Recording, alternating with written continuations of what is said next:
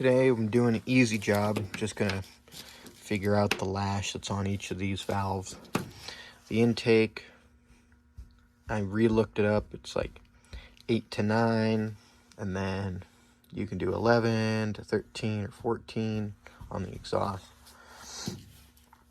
So let's see what they are. Okay, so I've got, I call this valve 1 on the intake, and I've got lobes on the cams on the opposite side. So I'll start with 2000s. Look at that. How about 3000s? Ooh, look at that. Ooh, that's a little tight at 6000s. That might be an issue. Let's go to 7000s. Now the lash is supposed to get in there pretty easy. Okay, so it is 6000s on the first one. Write that down. I measured the rest of the valves, and you got to make sure that the lobes are up and not pressing down on the valves when you're doing this. Just go through each one. It's very simple. Alright, I measured the last, or 1 and 2 exhaust valves. That's 10 and 9. I'm going to see if I can swap some shims around to get them into spec. The way that I'm going to do that is I'm going to pull each one of these out and measure them with my trusty Home Depot calipers. High tech. And they're accurate, probably within 1,000th, maybe 2, who knows. So I always click them a couple times, zero them out, click them a couple times. That's fine. Okay. So the first one is here. Tip it off a little. What do I get?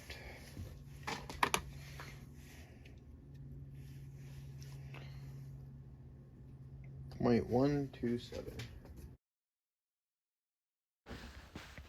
I made sure I measured all the shims and wrote them down. If I want to get 13 and 14, I'm okay with 12.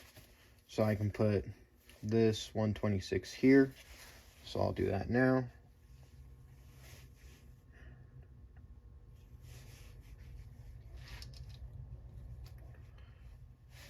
I'll have to oil these up.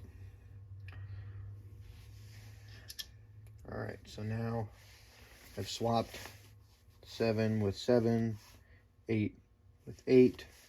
I didn't do anything with these shims though, but I put these ones here. So I'll write that down. Now it's at a 125 shim and a 126 shim, which should give me 13 and 12. Okay. Using that method, I switched as many shims as I could and was left with 9 that I could not put into a certain place to make the lash right, so I had to order 9 more. Shims can be really expensive. I mean, if you wanted to shim the whole head, it'd be like $300 probably. So finding some shims that were not just bank breaking was tough, and I found some on eBay from this guy in Australia, and he sent me some, and I got my 9 shims for $100. It took me 20 days to get them, but that was better than spending $300. Plus, you know, it's not like this head is ready to go onto a motor right yet, so I wasn't in a rush. There are a couple different cars that are not MIATAs that share shims. Nissan has 27mm diameter shims, and sometimes the problem with the MIATA shims is often the shim that you want may be out of stock or the size is not there. The other option too in the future is if you have a machine shop, right, you can just totally make your own. It's really not that hard. You could take some bar stock and lay that out to 27 exact, and then get your thickness right. And that actually probably be better, because the thickness of the shims is 3.05, and then 3.1, and then 3.15. So you skip a thousandth or two. And if you really want it to be OCD down to the exact thousandth, if you could make your own, that's just easier. I would harden them if I were making my own, with heating them and then quenching them. But really, I don't think it'd be that hard. I'm just not as equipped as I should be.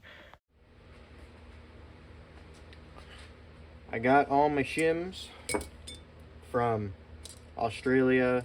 They were cheaper, but they took forever to get here. And since they are international, then that means that you have to sign for it. Which, I don't know about you guys, but if you have a job, it's kind of hard to be at home all day to sign for a package. So that was a pain in the butt. Gonna put some oil in here. And already got it calculated on my sheet what shims I need. So I can lean that up against something.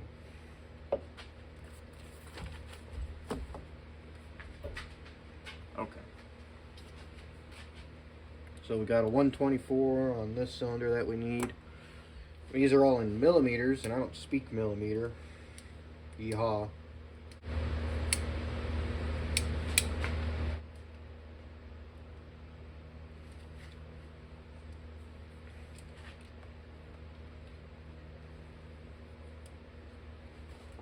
Nice. Already dropped it.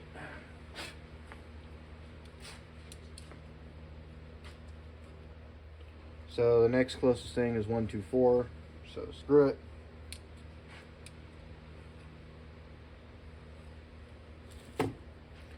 Dip it in oil.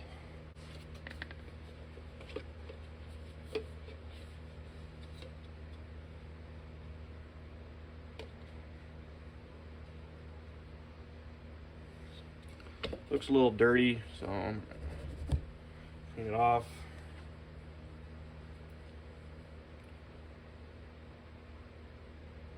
Okay. I get the sense that it's not just totally slipping in, because there's not 100,000 miles of wearing and tearing, which would probably, at least loosen up those tolerances a little bit. There she goes. She's in. All right, so I checked the rest of my 9 shims. I probably should have done some predictive calculating to better land within tolerances, I assume, as things loosen up a little bit. But I didn't do that. And I might pay for it. I might not. And like that, boom, boom, boom, I'm getting my camshafts in. And I'm going to tighten them all down and then check where I am with the tolerances.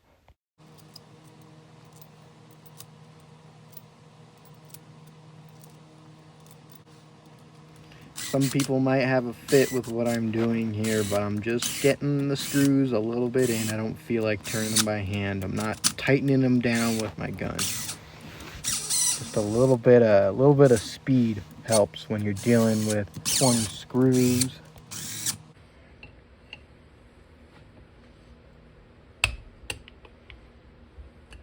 Spins freely. Okay. What about this one?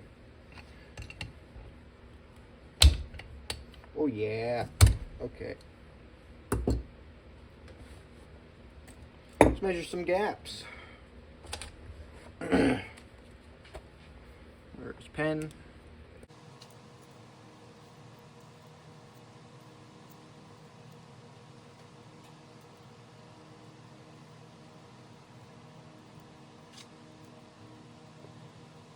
I'm gonna switch these 2 shims, because this one's a 125 and this one's a 123, so I should be able to make the difference.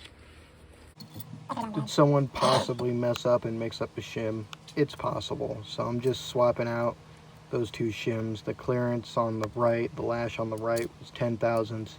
Then one of the lashes on the left was 14 thousandths. So then I would end up at 12 and 12 if I switched the shims, which I did.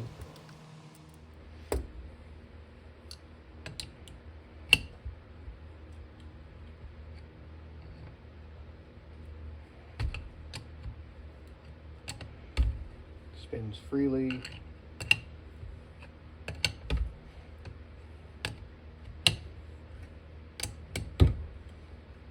Okay.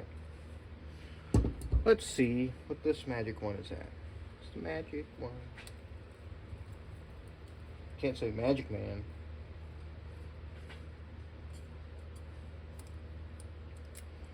Okay, we're up to 11.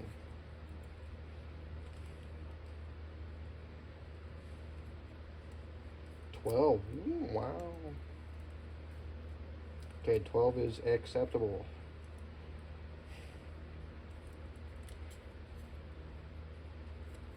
Just want to see if I got the same reading on this one as before. Yep, okay. I'll go up to 14. Yep, okay. Now that one should be at 12. Yep. About 13. Nope, this one's at 13. About 14.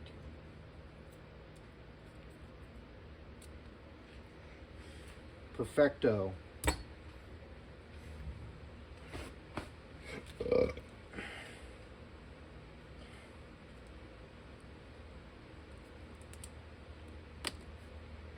You know, I'm a pretty smart guy. Suppose that's how you do it.